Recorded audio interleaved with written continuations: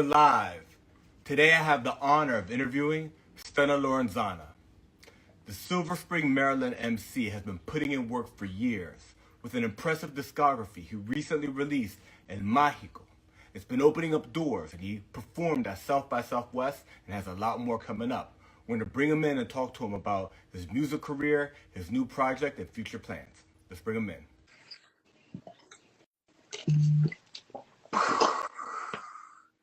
What's Peace, up, bro? Stunna, what's up? What's up, Brody? I'm good, my brother. Thank you so much for joining the Cristopolis show. Really excited to talk to you about your career and El Mágico, the new project that you have that's been opening up doors. You were performing at South by Southwest. Talk to us about the new project. Yeah, man. I appreciate you, man. Appreciate you having me on the show. Been seeing the episodes, really dope episodes that you've been coming out with. And yeah, I mean, this last project, so it's called El Mágico. I kind of took it back to like the the mixtape days where like kind of jacking for beats. So a lot of the instrumentals were like industry instrumentals, a few original productions. But yeah, the project is called El Mágico. I based the project, the theme after a soccer player from El Salvador. That's where my mom's from. That's her country, and he's a legendary soccer player called El Mágico Gonzalez. And I've been playing soccer since I was young. I kind of been real heavy into it lately, so I kind of named it after that. That's really dope. Yeah. What era is El Mágico from? Like the soccer player? Yeah, so I would say, I mean, I don't know exactly, but if I was to guess, I think it's like late 70s, early 80s. Got it. So he, I believe, played with El Salvador when they went to the only World Cup that they've been to. I know. Yeah, they went to the World Cup. Yep. So whichever one that was, I'm pretty sure he played with them, and they got punished the time that they went. But yeah, I think it was like the early 80s. Like that's like late 70s, early 80s was his prime. He also played for Barcelona, and he played for Cadiz in Spain. Wow. So legendary player. That's dope. That's dope. El Mágico, where can people find it so we make sure that they go and they stream it? Yeah, so El Mágico, the project, right now it's on mymixtapes.com. It's on SoundCloud, and it's on Audio Mac. Because it was like I said, kind of like jacking for beats. I didn't. Yeah, you couldn't put it on all the DSPs. On the DSPs, yeah. There's a couple original tracks or original instrumentals that possibly may kind of end up on the DSPs in the future. Yeah. But right now, my mixtapes, Audio Mac, and SoundCloud. Those are the three websites where you can find the project. Dope. Now you mentioned that he's a player from El Salvador. Part of your family is from El Salvador, right? So you've got that lineage. Can you talk to us about your background, your Latino background? Yeah, yep. So my mom is from El Salvador. She's from San Miguel, El Salvador. And my dad's from Guatemala. He's from Guatemala City. They met here in the DC area, and they had me. So I was born in DC. I was born in DC, late 80s. And yeah, and then I was raised pretty much since like my early ages in Silver Spring. Yeah. When I was a baby, I grew up around like PG County, but then like as I started getting into elementary school and stuff like that, all the way through my adulthood, it's been the Silver Spring area, pretty much my whole life to date. So yeah. And for people outside of the DMV, PG County means Prince George's County, which is an area right beside Washington, D.C. and Maryland. Mm-hmm. And Silver Spring, Maryland is an area right outside of Washington, D.C. Yep. My mom is from Guatemala. Okay. Right? Yeah. Yeah. So I could relate with you on that. Yeah. My dad is from Chile, my mom's from Guatemala, and they met in the D.C. area. Okay. And then I moved out here to LA. Yeah. So that's really cool. You were talking about how in addition to your love for music, you've been passionate about soccer for years. Yeah. This project is named after a famous soccer player. Um, for you, personally, what correlations are there between hip hop, your love for music, your abilities as a music creator, and your love for the game of soccer, the sport, the beautiful game? Yeah, yeah. So, I mean, for me, soccer was like my first love. I started playing it probably when I was like 8 or 9 years old. Yeah, And it was like my first love. That's what I was doing all throughout grade school and stuff like that. As I got, I guess, older into like the teenage years and stuff like that, that's when I kind of discovered rap music and rapping and stuff like that. So it's always been kind of like, meshing one with the other. yeah, You know what I mean? Um, and I think like for me, sports and music has always been like two of my biggest passions. Um, so yeah, I mean, it just seems like natural to me. Like, like they're just two things that are really are like the two things that pretty much it's a daily thing. If I'm not playing soccer, I'm making music. like yeah. those are the two things that I've been doing since I can remember. That's So awesome. I mean, it just seems natural to me. Yeah, what position do you play in soccer? Yeah, so when I was younger, I was like like a striker, goal scorer type Yeah, of player.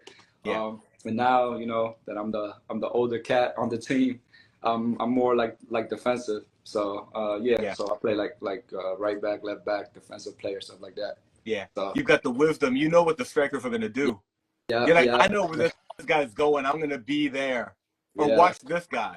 That's what I try to use, man. I try to use the mind more because the body's getting older. So Yeah, these young guys are fast, man. These young guys are fast out here. yeah, yeah. So No, that's really good. Yeah, all of yeah, that provides a background, and to kind of like make sure that we cover the whole soccer piece because this new project named after a famous soccer player in Mexico is yeah, a big part of your life, and I think the people love to learn about artists that they like. And when they listen to the music, understanding a background on their biography really helps. yeah. Um, what's your like? What's your squad or what's your soccer teams that you love? Yeah, so for me, I've never been like big on like the actual, clubs. Like some people are Real Madrid, some people are Barcelona, stuff like that. Yeah, I've been more like so growing up, my dad was a Brazil fan. yeah. So They ever since I started were playing, winning all the World Cups yeah, back then. so ever since I was little and started playing, I just don't like I just had memories of me and my dad watching Brazil games. So for me, Brazil has always been my team because just kind of nostalgic to me. Yeah, So Brazil has always been my team. Definitely when the U.S. plays, I root for the U.S. yeah, Um, and I would say if any club team that I would say that I can root for, like I would say DC United, just because when it comes to home team sports, I'm all home team sports. So yeah. definitely DC United DC is one United of the teams. had the squad back in the day when they started it back up. They They had did. a Diablo Echeverri and they won the first. I think they won the first two championships. They did, man. They did. It was a golden era when they started, and it's been rough, man. It's been like all other DC It's like sports. It's like yeah, like the Redskins, Commanders, whatever. It's like we had an era, and then that's it.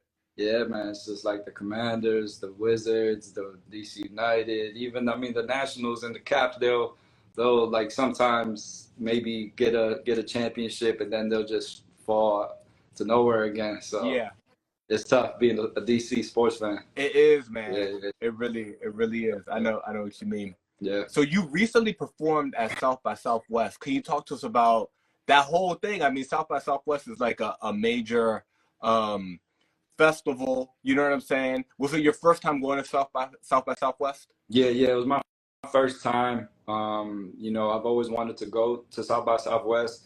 This year, I was like, man, I'm gonna try to find a way to go.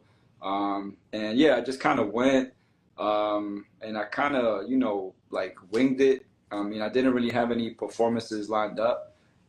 So I kind of just showed up and see, who I can meet and who I can talk to. Yeah, And I was able to, a couple open mics, a yeah, couple just random performances to network and stuff. I did work with this company called Greater Than Distribution, which is like a distribution company. I think they're based in LA actually. Yeah. And so I was working with them because they kind of like are building a community where they're like trying to, I guess, like build like A&R scouts to find different artists and stuff like that. So they were doing that. I met them. I kind of did that for a day or two. And then, yeah, besides that, I was just networking a lot. And I had a couple open mic performances, and it was a great experience. I mean, I met people from literally all over the world. Yeah. It How was many dope. It was days were dope. you at South by Southwest? Yeah, so I got there on a Thursday, and I think I left on a Sunday. So pretty Wow. much a weekend. Yeah, but so much to do, man. So much Yeah. to do. What's it like? I mean, is it like, because I've never been to South by Southwest. Is it like just constant, like all Yeah, day? I mean, yeah, man. It's like it's like every day there's shows going on throughout the day. I actually did go to, I guess they call it. I think it's like a fireside chat. Um, Yeah. and um, and what's my man's name from American Idol? Randy Jackson. Yeah. Yeah. So yeah, so he was the one that was hosting it and stuff like that. He dropped a lot of gems about the music industry and A&Ring and stuff like that, producing records, finding artists. So it was just stuff like that throughout the whole day. Stuff like that throughout the whole day. Um, I went to like a bunch of free shows, like Rolling Stone was having an event. A lot of like Afrobeat artists. Actually, the day before, Peso Pluma had performed, and I got there late, so I got there the next day, so I wasn't able to see him. But I mean, you see people from just underground artists to the biggest artists in the They're world. all So there. they're all there, man. It's crazy. That's dope. Yeah, there's so much to do, man. I definitely recommend if you can make it out to one, definitely try to check it out. I mean, and then there's like there's tech stuff going on, there's movie stuff going on, so there's stuff for everybody. That's dope, Yeah. man.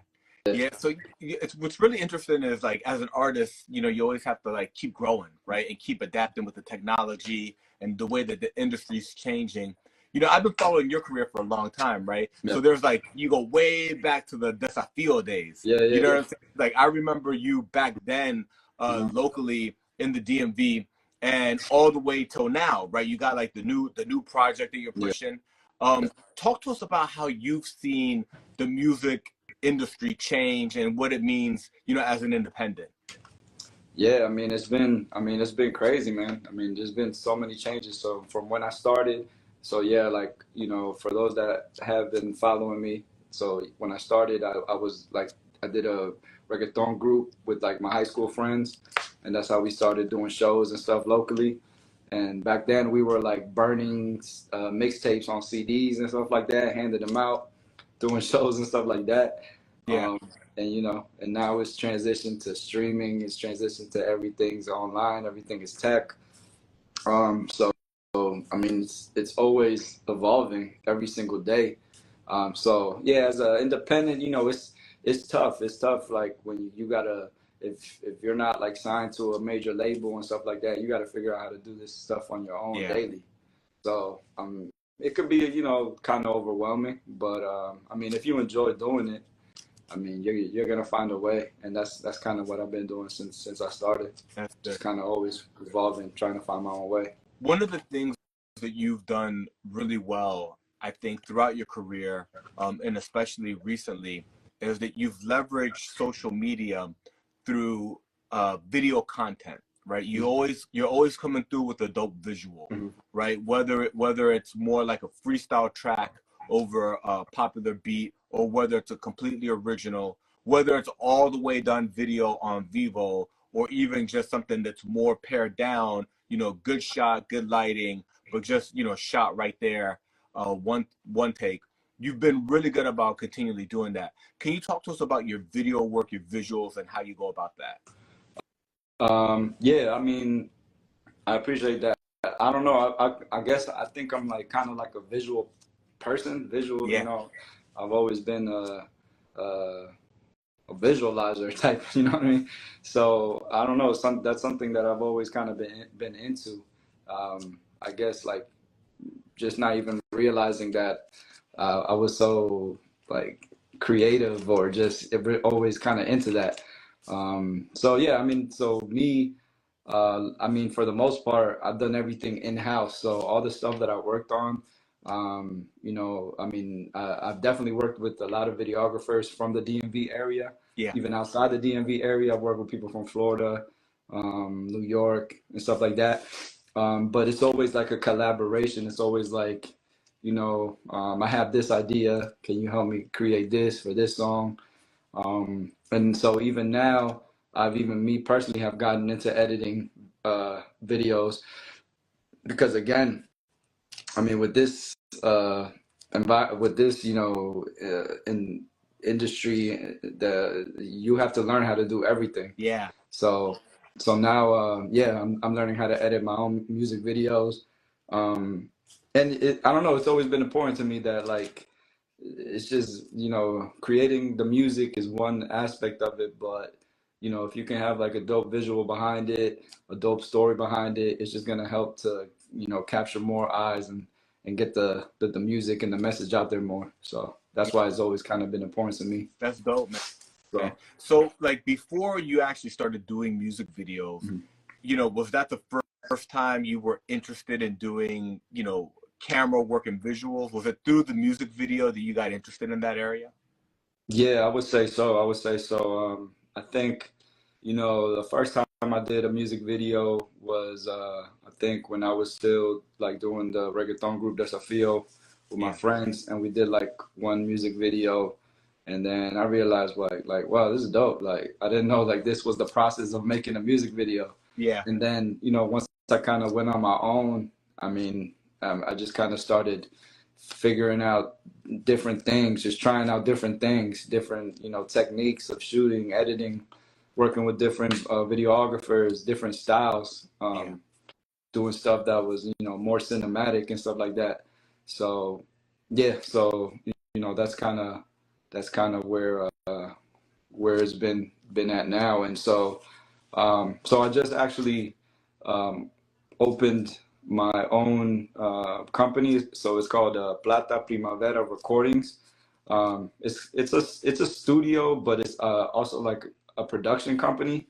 Yeah. So I'm gonna start, you know, doing music videos for other artists, recording other artists, um, marketing for other artists and stuff like that. So it's gonna be like a media company. Yeah. So so that's, you know, kind of the direction that I'm heading towards now. That's dope, man. Yeah, Plata Primavera Studios? recording. Yeah, well, Recordings. it's called Plata Primavera Recordings. Yeah. Yeah, But and it's so Plata, basically all of it. It's yeah, like, it's it's basically everything you've done for your pretty career that you much. have knowledge: marketing, branding, Yeah, recording, music video, yeah, everything. yeah. And so yeah, and so and I'm also working on a podcast where pretty much I'm going to be talking about all that. Yeah. And that's going to be coming soon. So it's going to be like a DIY for rappers and musicians. I mean, it's going to be a little bit about everything, but I think that will be kind of the main focus. So that'll be coming soon. That's dope. Just working on it. So Yeah, follow Stunna Lorenzana so you can like keep up to date for when the yeah, new podcast is dropping. for sure. What does Plata Primavera what is it? You know, like I speak Spanish, Yeah. right? So like I know what it means, but what does it mean to you? Like what's the meaning of it? So the meaning to me, basically, it's Silver Spring in Spanish. So, you know, and, you know, I've always been repping my city since I started this, you know, and the DMV, you know, I think now it's kind of getting a little more known, you know, Yeah. but people outside of the DMV, they don't really know what it is. They don't know DC, Maryland, Virginia, stuff like that. But yeah, but you know, if you're in the DMV area, what I noticed is that people are kind of more precise about where they're from Oh, in for the sure. DMV. Yeah, yeah, yeah. So, you know, so that's just what It's I've just been. culturally so different, right? Like I grew Yeah, up in Virginia, yeah, you know, and I would go, and then when I finished school, I moved to DC and I lived in yeah, DC. yeah, So Virginia cats don't know that much about Maryland unless you had family out there. And yeah, same thing with Maryland cats. They go to DC. They don't know that much about what's on the other side of the bridge yeah, unless for whatever reason you got a girl out there, you got family out there. yeah, So when I lived in DC, I lived over on Georgia Ave yeah, and in Columbia Heights. So It was hood back then when Yeah. I was there. It was like literally the hood. You was, So I would go hang out in Silver Spring. yeah. That was my hangout all the time. Cause you had the movie theater, you had City Place. the AFI and all Yeah. that stuff. That was just my spot I would go to, Yeah. right? So that's how I actually spent a significant amount of time in Silver Spring. But you're Yeah. right, the identity of the different parts of the entire DMV is very different. Yeah, yeah. So yeah, like if you're from DC, like you know, people are particular about DC things, and if you're from Maryland, people are particular about that, and you're from Virginia, it's like particular about that. So yeah, to me, you know, just repping my city, and then like trying to represent what I feel is kind of like a representation of where I'm from, and then mixing in like the Latin culture and stuff like that. So that's kind of always been important to me. That's dope, man. Yeah. You know, for people who like maybe are discovering you or aren't as aware of your entire discography, if you Mhm. had to direct them to a specific video or two, right, that you're like, okay, you know, kind of like the Stunna Lorenzana sampler, like, yo, check out this joint and this joint if you want to get to know me as an artist. Two Yeah. videos that you're really proud of. Where would you direct them? So I would say one video would be a video that I did for the record called Mr. Old Days. It's a real, you know, real feel good song, real like, uh, I guess you could say deep kind of song. It means a lot to me, you know, about me growing up and stuff like that. It did good as far as like views and stuff like that. And I think it was shot and edited real Yeah, well. it's a beautiful video. I know Yeah. exactly what video you're talking about. Appreciate. Yeah. So, I mean, I think it tells a good story and that, you know, pretty much kind of like sums up me as an artist and stuff like that. So I would say definitely look out for that. It's called Mr. Old Days. You can look it up on YouTube. Yeah. Um, and then another video I would say that I'm kind of more well known for, especially out here in the DMV. There was a music video for a Mo County Cipher. This was a while ago, probably like almost 10 years ago or more. And that one did a lot of like numbers and stuff like that. And that's what a lot of people around here, they were always like, oh, you were in the Mo County Cipher. That was like, remember me for that. So yeah, so you could also look that up, Mo County Cipher, if you look it up on YouTube. Yeah. Yeah. The Mo County for the folks outside of the DMV means Montgomery County. Yeah, that's Moco. Montgomery County. Yep, Montgomery County, and that's one of the counties that's right outside of DC. Yeah. You know, you've been in the game for so long that you've been helping artists and, you know, moving your career forward. You used to have, and you know, I want to know if you're still doing it or plan to have something similar, Mm-hmm. like a show where you would have different artists called Before the Wave. Yeah. Right. Yeah. Yeah, the Before the Wave joint. You're Can you right. talk to us about what Before the Wave was and kind of like where you're at in regards to performing and actually, because you're opening the studio, how you're planning to like continue helping artists? Yeah, I mean, Before the Wave was just like me, you know, trying to build like a platform for artists like myself to just, you know, get seen, get heard, and try to do their thing, you know. And it was cool. I mean, I think everybody enjoyed themselves. The artists enjoyed themselves. It was like more for like a lot of the younger artists that never done stuff like that. And I think it was a dope experience for everybody.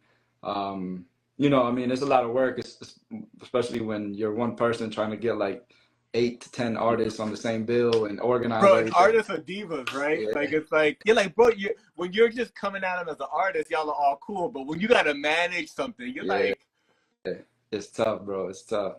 Especially, you know, younger cats, they can get kind of crazy. yeah, yeah, So, but yeah, that's pretty much what Before the Wave was. It was just like a platform that I did just to kind of, you know, help other artists get exposure, help myself get exposure.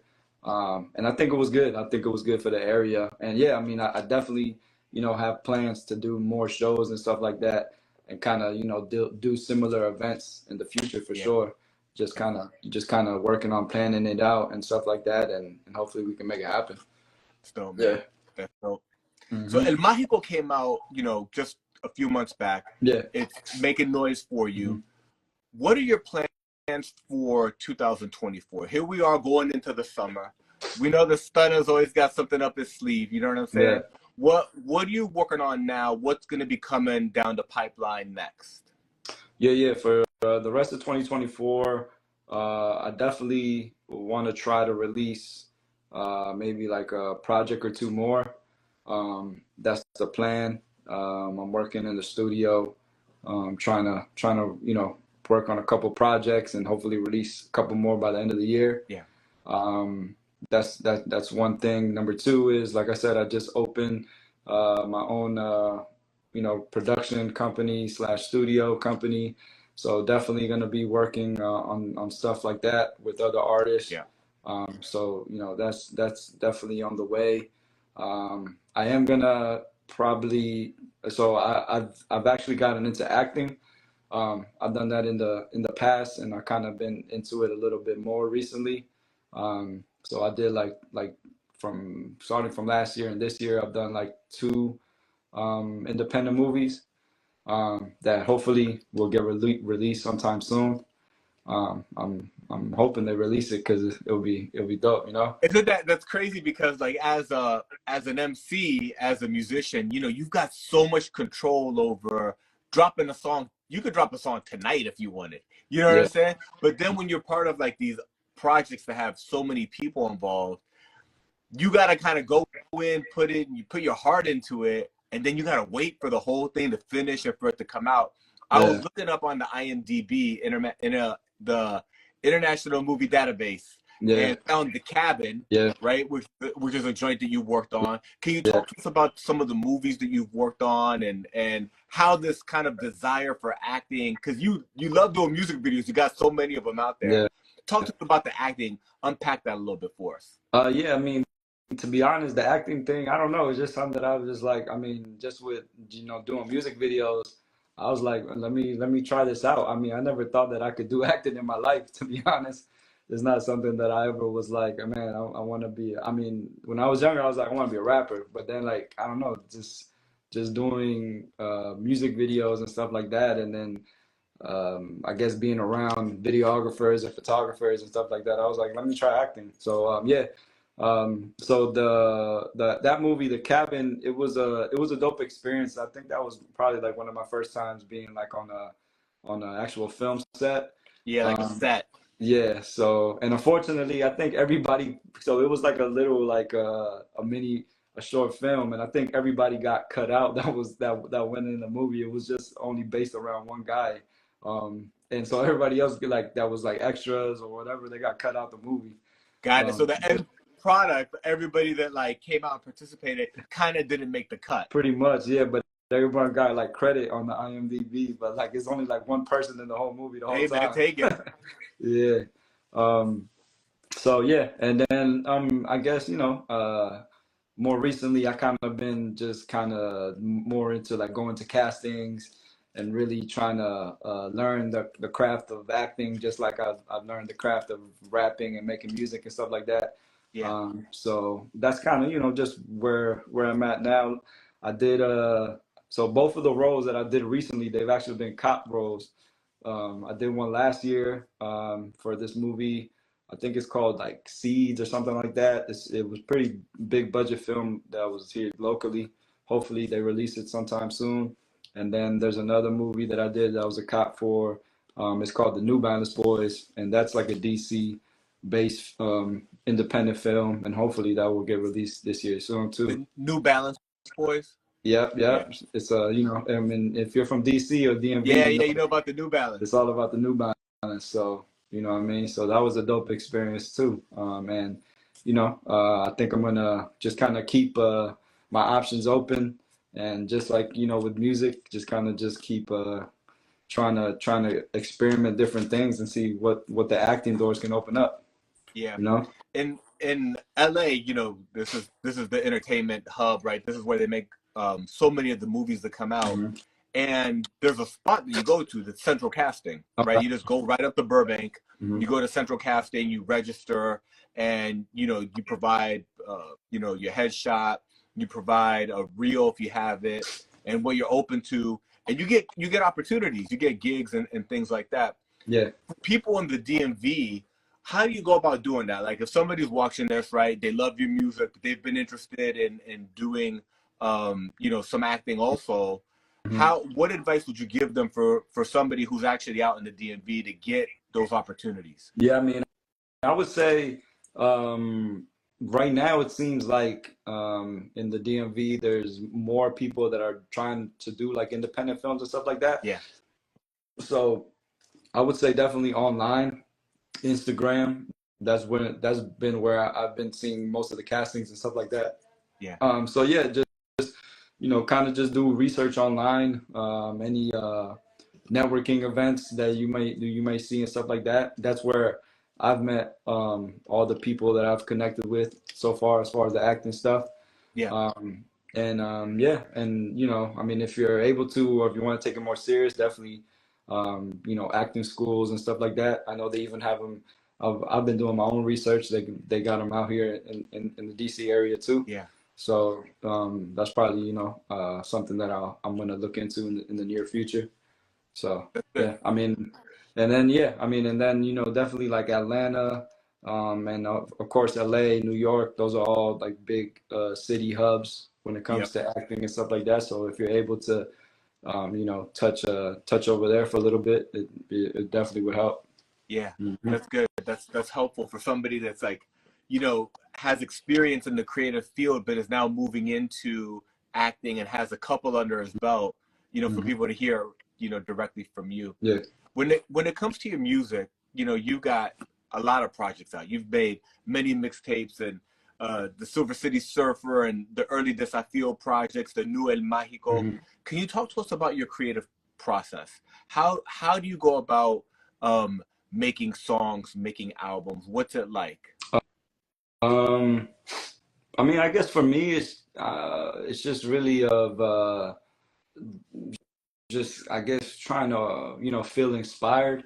I think Yeah, for me, what I usually do is I'll listen to the beat first, yeah, and based on how the instrumental makes me feel, that's kind of that's kind of the beginning of the process yeah, for making for like if I listen to the beat, I like the beat, then I'm like, all right, I can start writing to the beat, and then it kind of goes from there, writing maybe writing some lyrics, um, or maybe I'll start recording, and maybe like just a hook or something like that to kind of get it going.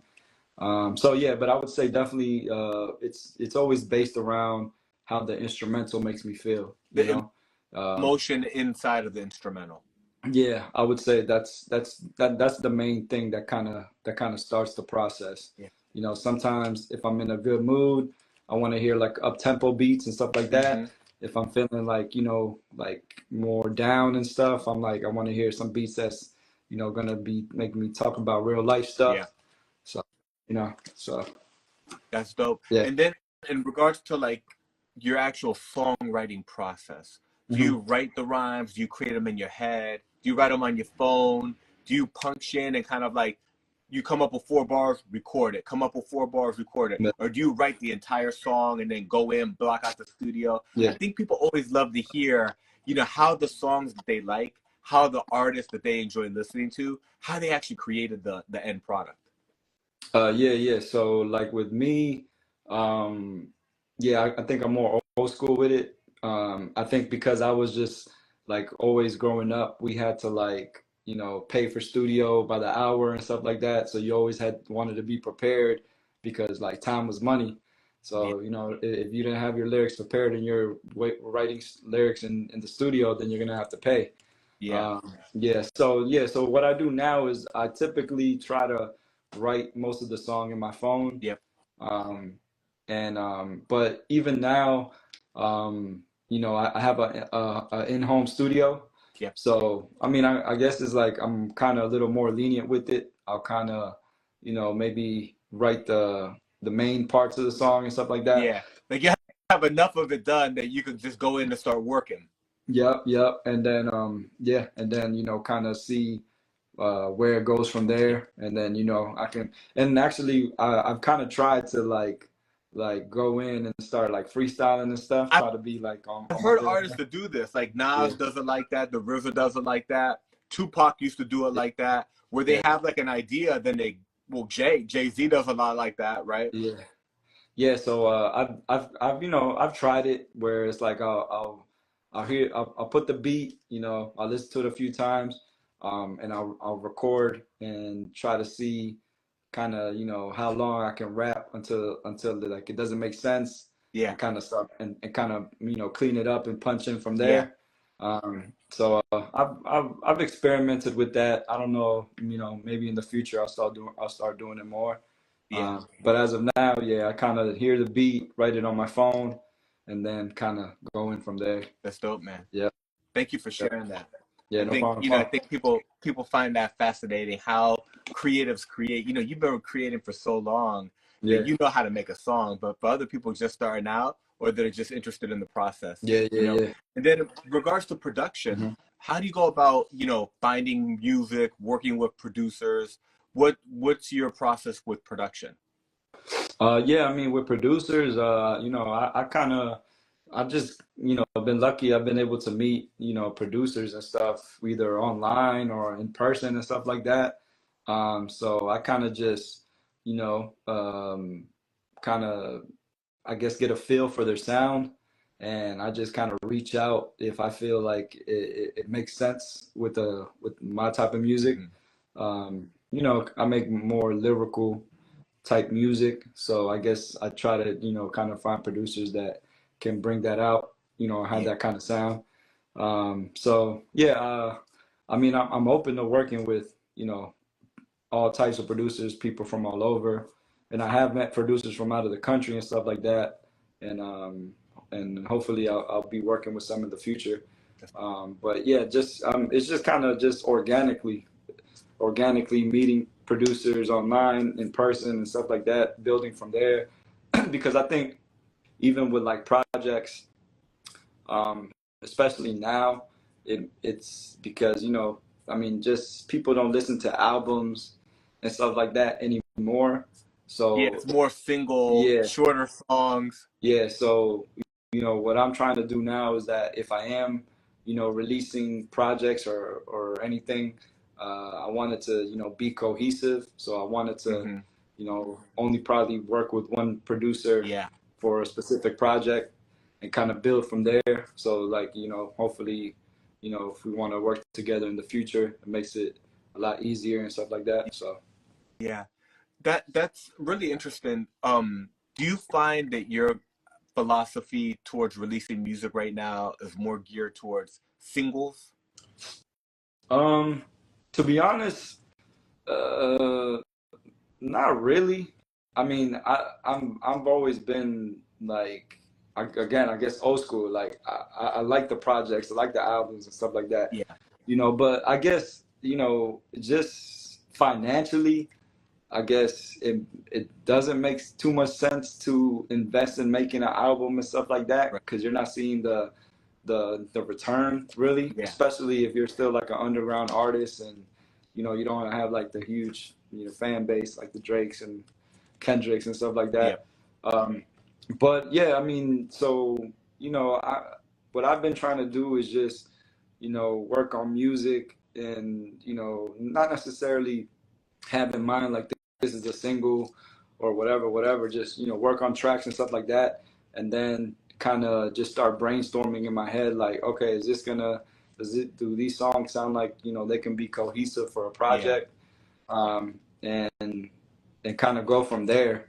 Even with the project in Mexico, like the first, I mean, it was like a 20 song project because like the later songs, they were pretty old. They're like from 3-4 years ago that I've been like releasing on my SoundCloud, and then like the newer songs, those were like, yeah, like made like 2024. yeah. So I was like, I mean, might as well just put everything on a Right. project. Put like Yeah, you have like the project, then it's like, well, let's make sure that these were captured somewhere. yeah, exactly. Yeah, So I think that's kind of the mindset that I have right now. Just keep recording and then figure out, is this going to be a single, or do these songs make sense where it can be a project together, stuff like that. So You know, you've got different types of records, right? Like you've got like up tempo tracks. You've got earlier stuff where you've done things with Latin rhythms. You said on one song you're like, don't forget I could do this. You know what I'm saying? And then you went into like more like urban Latino. mhm. But what you're known for uh, with the lyrical, with the lyrical songs is something that I've read you call confessional rap, right? Okay, Can you talk yeah. to us about what that means and that style of rhyme that you do? Yeah, I mean, I think to me, it's just been natural, you know. I think my best music has been the music where I'm the realist, Mm-hmm. like as far as talking about like what I'm feeling, what I'm going through. And I think it's just been based on, me being inspired and me growing up on the artists that I did, like the storyteller type artists, Biggie, Yeah, Nas, Pac, Jay-Z, those type of artists that, when you hear them and they're telling their story, you can really connect with it because it just seems so real. You know yeah, what I mean? It seems like they're being so real. yeah, Usually because it comes from a real place. I mean, yeah. it's all entertainment at the end of the day, but um, but yeah, but usually it just feels more real when it comes from a real place. That's good. So yeah, so with me, I guess like the confessional rap is just talking about my life, talking about my feelings. I mean, we all deal with pain, anxiety, depression, stuff like that, like just real feelings that, sometimes, you just, you don't know how to release it, who to talk to, and stuff like that. Um, and so for me, it's therapeutic. I mean, it helps me a lot. Yeah. So That's good. yeah. Yeah, what I've found is that when artists are vulnerable and they talk about real things that they've gone through, Mhm. maybe for the artist they're kind of putting themselves out there, Yeah. but people aren't focused so much on that. They're more focused on how they can relate to the artist, and it actually makes you relate to the artist. It makes you feel like they've gone through this struggle like I've gone through this Mhm. struggle, and it makes you connect with them. Yeah. So that's really good. You mentioned several artists there that have that storytelling um, uh, music that you grew up on. Mhm. Can you share with us, what some of the most impactful artists have been on your life? And then maybe if you can share with us, uh, also in addition to hip hop, because you grew up in a Latin Yeah. household, you grew up in the DMV, homo go-go and funk, right? Yeah. If you could talk to us about, some of that musical background that helped Stunna Lorenzana become who he is. Yeah. Yeah. I mean, growing up, I mean, again, my parents, they're from Central America. So, growing up, I just remember hearing a lot of cumbia.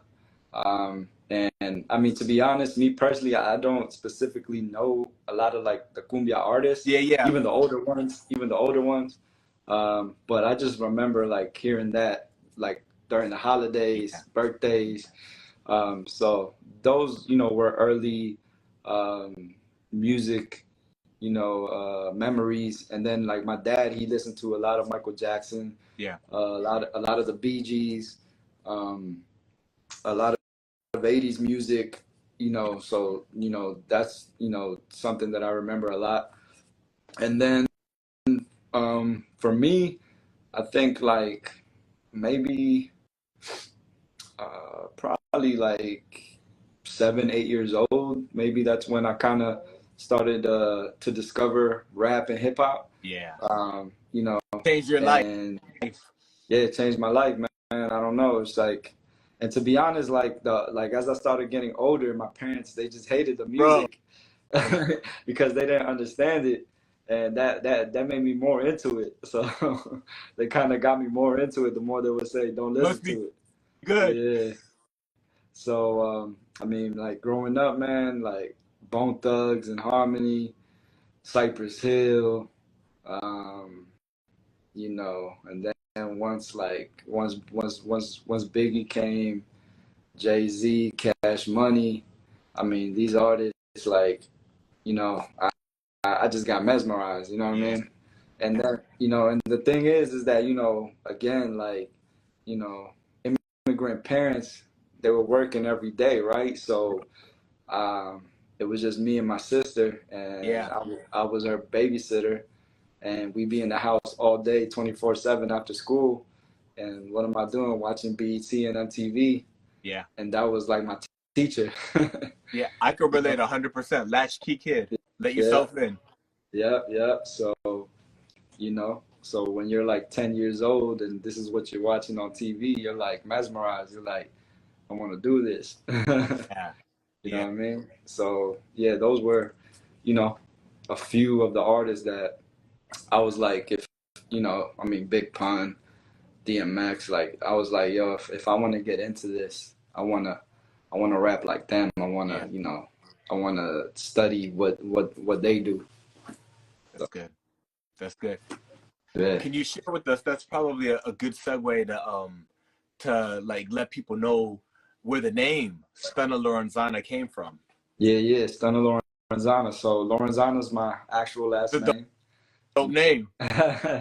Yep, that's my dad's last name. So it's from Guatemala.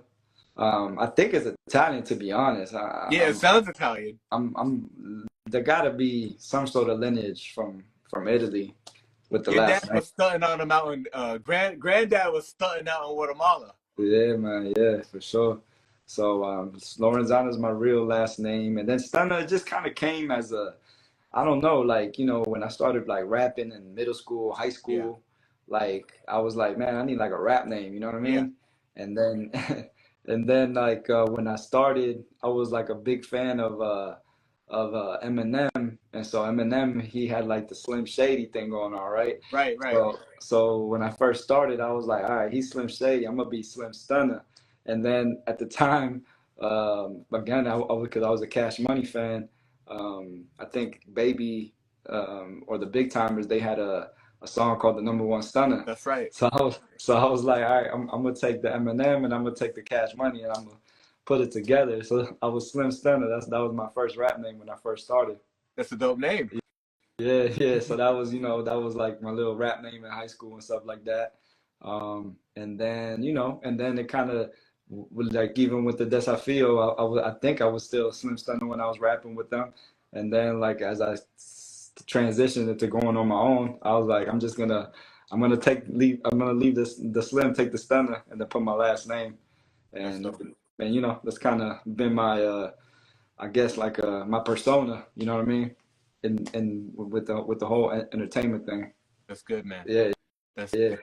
Stunna Lorenzana, my yeah. bro, it's been a pleasure to have you on the Cristopolis show. If people want to connect with you, if they want to like follow you online, if they want to check out your music, if they want to send you beats, if they want to buy a verse, what's the right way to get in contact with you?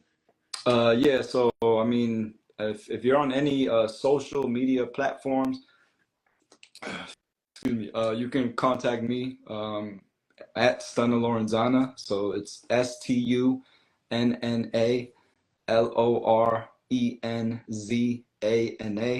I know it's a long ass name, but yeah, you can contact me directly on all the social media platforms. Everything is under Stunna Lorenzana. I also have a website, www.stunnalorenzana.com. Again, spelled the same, where you can contact me directly on there.